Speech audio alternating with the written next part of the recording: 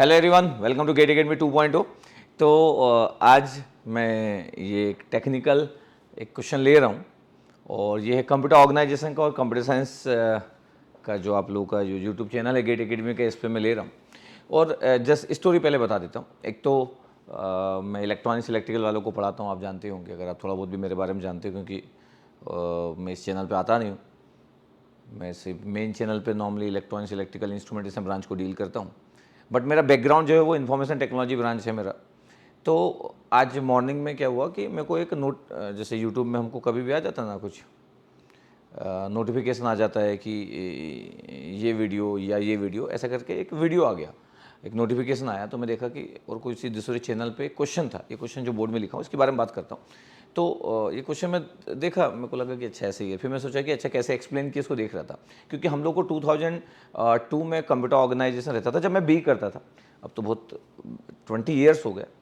और तो मैं जस्ट देख रहा था एक्सप्लेनेशन, तो मेरे को लगा कि अरे इस क्वेश्चन का एक्सप्लेनेशन कैसे, एक कॉम्पिटिटिव एग्जाम का जो किसी क्वेश्चन को देखने का जो नज़रिया होता है वो बहुत ही बेहतरीन होना चाहिए और उसको सॉल्व करने का। तो मैं उतना सेटिस्फाइड नहीं था उसके एक्सप्लेनेशन से, जो भी जिस भी जगह पे उस क्वेश्चन का एक्सप्लेनेशन जो भी टीचर दे रहे थे, तो वो उतना बेहतरीन नहीं था। तो मेरे को लगा कि चलो मैं एक बार ट्राई करता हूँ, आप बताइएगा कि क्योंकि कंप्यूटर साइंस को तो मैं डील नहीं करता हूँ, तो आप बताइएगा कि आपको समझ आया कि नहीं। तो मैं ट्राई करता हूँ कि आपको समझ आए। एक कंप्यूटर ऑर्गेनाइजेशन के क्वेश्चन है, ठीक है, स्पीड से रिलेटेड है, एग्जीक्यूशन से रिलेटेड है। तो जस्ट आपको स्टोरी बताया मैं कि 20 साल हो चुका है मेरे को, और आपको अगर बड़ा अच्छा लगेगा तो मैं ट्राई करूँगा कुछ और भी टॉपिक के, कंप्यूटर साइंस के और भी टॉपिक ट्राई करूँगा। और अगर मैं कुछ समय के बाद जब मैं थोड़ा फ्री होऊंगा तो हो सकता है 6 मंथ में कुछ स्टडी करने के लिए निकालूं। कंप्यूटर साइंस के कुछ सब्जेक्ट बड़े ही इंटरेस्टिंग होते हैं कंप्यूटर साइंस के सब्जेक्ट, लेकिन मेरा जोन है नहीं, बट मैं अपने बी में जरूर पढ़ाऊँ सब्जेक्ट्स को। और मेरे को ऐसा लगता है कि कॉम्पिटिटिव एग्जाम का एक थॉट होना चाहिए, वो थॉट बहुत परफेक्ट है कि कैसे हम सोचते हैं, कैसे एग्जीक्यूट करते हैं, कैसे वैरायटी की बात करते हैं। तो जस्ट मैं क्वेश्चन ले रहा हूँ, आप जरूर बताइएगा। और हमारे जो एचओडी है पंकज सर, वो भी बताइएगा सर, आपका फीडबैक दीजिएगा। और विशाल सर कंप्यूटर ऑर्गेनाइजेशन पढ़ाते हैं, वो भी फीडबैक दीजिएगा। वैसे तो ये विशाल सर का है। तो मैं कंप्यूटर साइंस के चैनल पे उतना ज़्यादा विजिट नहीं करता हूँ, हमारा जो गेट अकेडमी का चैनल है, कि उसमें किस तरीके से डील किया जाता है, क्योंकि मैं ऑलरेडी बिजी हूँ, तो मैं नहीं देख पाता हूँ कि कितने अच्छे तरीके से। वैसे हमारे टीचर पूरे लोग ही बहुत बेहतरीन तरीके से डील करते।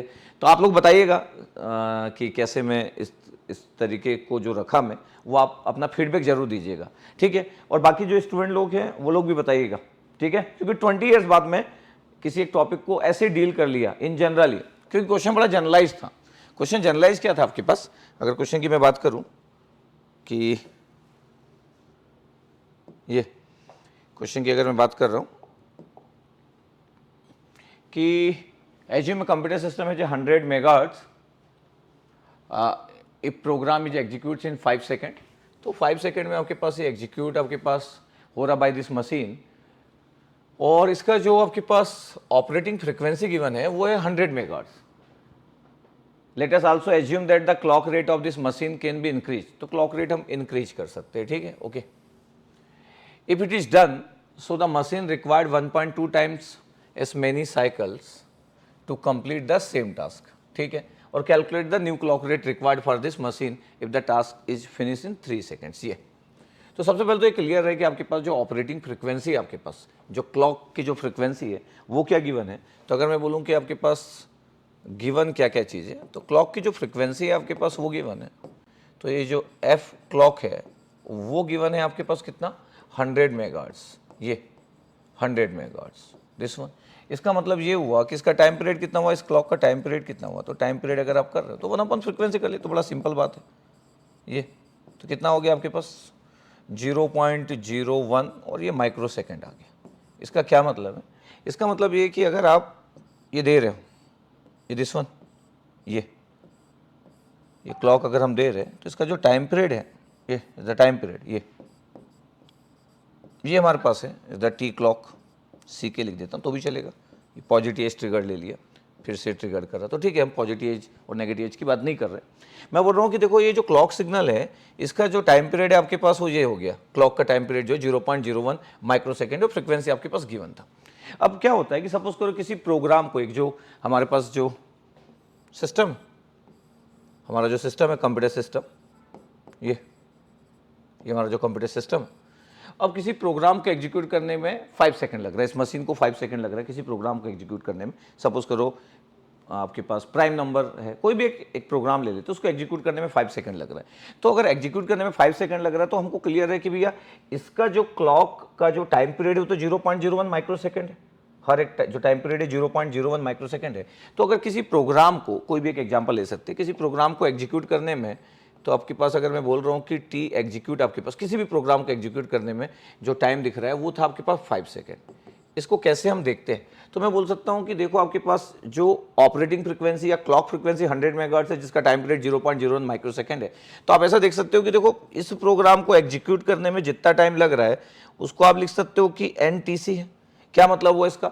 इसका मतलब हुआ कि भैया एक साइकिल कंप्लीट करने में तो आपके पास इतना टाइम लग रहा है 0.01 माइक्रो सेकंड, तो कितना साइकिल रिक्वायर्ड होगा ये 5 सेकंड जितना टाइम लिखा हुआ उस प्रोग्राम को एग्जीक्यूट करने में। इसका मतलब है कि अगर ये 5 सेकंड है और n इंटू TC और वन टाइम आपके पास जो टाइम पीरियड है 0.01 माइक्रो सेकंड है, ध्यान से देखा जाए आपके पास, तो ये n की वैल्यू कितना आ गया? n की वैल्यू 0.01 से डिवाइड किए तो 500, ये 500 इंटू 10⁻⁶ आ गया। इसका मतलब n क्या है? स्मॉल जो n है वो है आपके पास 500 इंटू 10⁻⁶। ये इतने साइकिल रिक्वायर्ड है। तो स्मॉल n क्या है? Number of cycle required for the execution of this program. इस प्रोग्राम को एग्जीक्यूट करने के लिए कितना साइकिल रिक्वायर्ड है वो है 500 इंटू 10⁻⁶। ये नंबर इंटीजर नंबर, 5 इंटू 10⁸ भी बोल सकते हो, ये नंबर है, इतना साइकिल रिक्वायर्ड है। अगर आपके पास ऑपरेटिंग फ्रीक्वेंसी या क्लॉक की फ्रीक्वेंसी 100 मेगाहर्ट्ज है, उसका टाइम पीरियड आपके पास 0.01 माइक्रो सेकंड है, इट्स वेरी वेरी स्मॉल। इतना साइकिल चाहिए अगर आपको उस प्रोग्राम को एग्जीक्यूट करना है, क्योंकि प्रोग्राम के एग्जीक्यूशन का टाइम 5 सेकंड है। तो ये वो आपके पास गिवन डेटा। तो मैं बोल रहा हूं कि हमेशा हमारे पास थॉट क्लियर होना चाहिए कि क्या क्या गिवन है। तो आपको क्लियर होना चाहिए कि जो मशीन है उसका आपके पास जो क्लॉक रेट गिवन है, that mean the operating frequency, that mean the clock frequency 100 megahertz है, तो उसका टाइम पीरियड कितना हुआ? 0.01 माइक्रो सेकंड। सर प्रोग्राम को एग्जीक्यूट करने के लिए 3 सेकंड चाहिए, तो कितने नंबर ऑफ साइकिल रिक्वायर्ड है? तो small n represent the number of cycle required for the execution of this program. चलो ये तो हुआ आपके पास। अब बोला गया कि क्लॉक रेट अगर मैं मशीन का इंक्रीज किया जा सकता है, ठीक है, क्लॉक रेट इंक्रीज किया जा सकता है, फ्रीक्वेंसी आप इंक्रीज कर सकते हो। फ्रीक्वेंसी अगर आप इंक्रीज कर दोगे तो टाइम एग्जीक्यूशन कम हो जाएगा, फ्रीक्वेंसी अगर आप इंक्रीज कर दोगे तो टाइम एग्जीक्यूशन कम हो जाएगा, टाइम कम लगेगा एग्जीक्यूट करने में। लेकिन एक और चीज इसमें मेंशन की गई थी कि अगर ऐसा हम कर रहे हैं और अगर ऐसा हो रहा है तो मशीन को लग रहा है 1.2 times as many cycle to complete the same task. मतलब आपको लग रहा है 1.2 टाइम्स लग रहा है आपके पास, अगर मैं इसकी क्लॉक फ्रीक्वेंसी इंक्रीज कर रहा हूं 1.2 टाइम्स लग रहा है। क्या मतलब है इसका? और calculate the new clock rate required है। तो अगर मैं बोल रहा हूं कि देखो आपके पास ये स्मॉल n की वैल्यू 500 इंटू 10⁻⁶ है, और अगर मैं यहीं पे बोल देता हूं इसी जगह पे, ये तो दिख गया आपके पास, इसका मतलब ये था कि हमारे पास n की वैल्यू कितना था? स्मॉल n की वैल्यू था 500 इंटू 10⁻⁶, ये था आपके पास दिस वन, ये नंबर ऑफ साइकिल रिक्वायर्ड। अब आपको गिवन है कि सर ये तो 1.2 टाइम्स लगेगा आपके पास इस मशीन के थ्रू अगर मैं एग्जीक्यूट कर रहा हूं और उसका क्लॉक रेट अगर मैं इंक्रीज कर रहा हूं, तो इसका मतलब हुआ कि n डेज की वैल्यू जो है 1.2 टाइम्स ऑफ n है। नंबर ऑफ साइकिल्स आपके बढ़ गए, कितने बढ़ गए? 1.2 इंटू 500 इंटू 10⁻⁶, मतलब नंबर ऑफ साइकिल इंक्रीज हो गए। तो n डेज की वैल्यू n से ज्यादा है, नंबर ऑफ साइकिल ज्यादा है, बोला 1.2 टाइम्स लगेगा। अब सोचो आपके पास कि जो एग्जीक्यूशन है किसी प्रोग्राम का, एग्जीक्यूशन जो टाइम है वो हो गया आपके पास न्यू जो प्रोग्राम का एग्जीक्यूशन है वो t डेज लिख दिया, ये n डेज लिख दिया, और ये आपके पास लिख दिया मैं tc डेज। इसमें से आपके पास क्या क्या गिवन है? ये एग्जीक्यूशन टाइम आपके पास नया जो टाइम दिया वो 3 सेकंड गिवन है, और नया नंबर ऑफ साइकिल्स रिक्वायर्ड है, जो न्यू साइकिल रिक्वायर्ड है 1.2 टाइम्स है, तो 1.2 इंटू 500 इंटू 10⁻⁶ है। तो ये टाइम पीरियड आपके पास जो होगा आपके पास क्लॉक साइकिल का वो कितना होगा? आपके पास टीसी डेज की वैल्यू ये हो गया, तो टीसी डेज की वैल्यू जो हो गया आपके पास इतना आ गया कि 3/1.2 इंटू 500 इंटू 10⁻⁶, इतना आ गया। ये आप इसको बोल भी सकते हो आपके पास कि ये सेकेंड्स, इतना आपके पास आ गया। अगर मैं बोल रहा हूं कि आपको फ्रीक्वेंसी चाहिए जो पहले 100 मेगाहर्ट्ज था, अब आपके पास फ्रीक्वेंसी कितनी होगी उस क्लॉक की, तो बिल्कुल फाइंड आउट कर लो, new clock rate find out कर लो। तो एफसी डेज की वैल्यू कितना हो गया? ये हो गया 1.2 इंटू 500 इंटू 10⁻⁶ डिवाइड बाई कितना था? 3, और 3 का मल्टीप्लाई किया तो कितना हो गया? 0.4। 0.4 को 500 में मल्टीप्लाई करेंगे आपके पास तो कितना हो जाएगा आपके पास? 200। इसका मतलब है कि एफसी डेज की वैल्यू कितना आ गया? 100 इंटू 10⁻⁶ हर्ट्ज, जिसको आप बोल सकते हो 200 मेगाहर्ट्ज। तो आपके पास न्यू क्लॉक रेट या न्यू ऑपरेटिंग फ्रीक्वेंसी जो है आपके पास वो आ गया 200 मेगाहर्ट्ज। पहले कितना था? पहले 100 मेगाहर्ट्ज था, तो एफसी डेज की वैल्यू ग्रेटर देन एफसी आ गया। क्लॉक की फ्रीक्वेंसी आप बढ़ा लिए, क्लॉक रेट आप बढ़ा लिए, एफसी डेज की वैल्यू ग्रेटर देन एफसी, इतना आ गया। 100 से 200 आप कर लिए, और नंबर ऑफ साइकिल रिक्वायर्ड आपके पास जो था वो 1.2 टाइम्स था आपके पास, और एफसी डेज की वैल्यू ऐसा कर लिए, और एग्जीक्यूशन जो टाइम था उस टास्क को वो 3 सेकेंड गिवन था।